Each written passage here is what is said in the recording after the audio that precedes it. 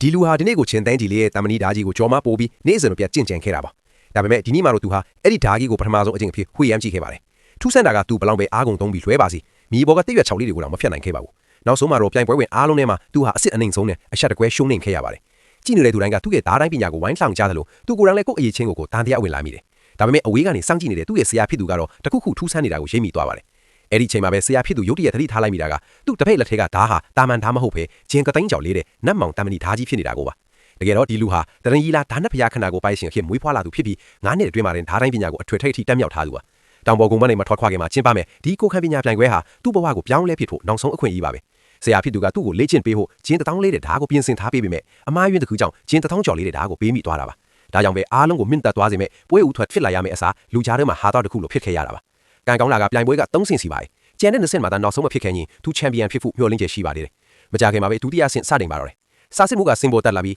ဓာ9စင်ကြောက်ကိုဖန်တီးလိုက်ကဒီဓာကွင်းလေးမှာဘသူအကြဆုံးခန္ဓာရည်ရှိမလဲဆိုတဲ့စီးမင်းကိုထုတ်ပြန်လိုက်ပါတယ်အထက်တန်းစာမျိုးရိုးကတခင်လေးတယောက်က အရင်ဆုံးတက်လာပြီးသူ့ရဲ့ခွန်အားနဲ့မိနစ်20ကြာတောင့်ခံပြသွားတာကြောင့်စာစစ်မှုရဲ့ချီးကျူးမှုကိုအနှဲငယ်ရလိုက်ပါတယ်နောက်တစ်ယောက်ကတော့လူငယ်မျိုးဆက်ထဲမှာအတော်ဆုံးလူနာမည်ကြီးတဲ့မင်းသားတစ်ပါးပါသူကတော့ဓာ9စင်ကြာလုံးကိုတစ်ချက်ထဲနဲ့ပိုင်းဖြတ်ပြလိုက်တာကြောင့်ပရိသတ်တွေစီကတောင်းဖျားအားပေးတဲ့တွေထွက်ပေါ်လာပါတယ်ဒါကိုမြင်တော့လူတွေကဒီလူကိုစင်ပေါ်တက်ပြီးအဆက်မကွဲဖို့ဝိုင်းဟားကြပေမဲ့သူကတော့တုံ့ဆုံမနေပဲတတ်သွားခဲ့ပါတယ်ဒါပေမဲ့ဓာကိုမလိုက်တာနဲ့သူခန္ဓာကိုယ်ကရိမ့်သွားပြီး10မိနစ်တောင်မပြည့်ခင်မှာပဲထပ်ပြီးအောက်ဆုံးအဆင့်နဲ့ရှုံးနှင်းဖဲရပြန်ပါတယ်စာစင်မှုကသူ့ကိုထူပေးရင်းနဲ့ဒီလူဟာအားနဲ့ကြသူမဟုတ်နိုင်ဘူးပြဿနာကသူကြိုက်ထားတဲ့ဓာမှာပဲရှိရမယ်လို့တန်တရားဝင်လာပါတယ်နောက်ဆုံးအဆုံးဖြတ်တတိယဆင်ရောက်လာတဲ့အခါမှာတော့အရှိန်ဝါကြီးတဲ့မိသားစုကတခင်လေးတယောက်ကစင်ပေါ်ကလူတိုင်းကိုစိန်ခေါ်ပြီးရန်ကားနေတာကြောင့်ပွဲကရုတ်ရုတ်ထဲထဲဖြစ်သွားပါတယ်မင်းသားကလည်းပို့ပြီးမောက်မာစွာနဲ့တယောက်ချင်းတိုက်နေတာအချင်းကုန်တယ်အားလုံးတပြိုင်တည်းတိုက်ကြလို့ကျုံးသွားလိုက်ပေမဲ့ဘယ်သူမှရှေ့မထွက်ရဲကြပါဘူးမင်းသားကပိုအသိဉာဏ်ရဲလာပြီးပရိသတ်တွေကိုပါတိုက်ခိုက်ပြီးသူ့ခြေရဲမှာဒူးထောက်ဖို့ဖိအားပေးလာပါတယ်လူတိုင်းဒူးထောက်အရှုံးပေးနေချိန်မှာဒီလူကတော့တာမန်လူတယောက်လိုအရှုံးမပေးချင်တော့ဘူးသူဟာရှိသမျှအားရင်တွေကိုစူးစီးပြီးအလေးချိန်ရှိလာတဲ့ဓာကြီးကိုဘေးကိုလွှင့်ပစ်လိုက်ပြီးရန်သူတွေစီကိုခြေလန်းချင်းလှမ်းသွားပါတော့တယ်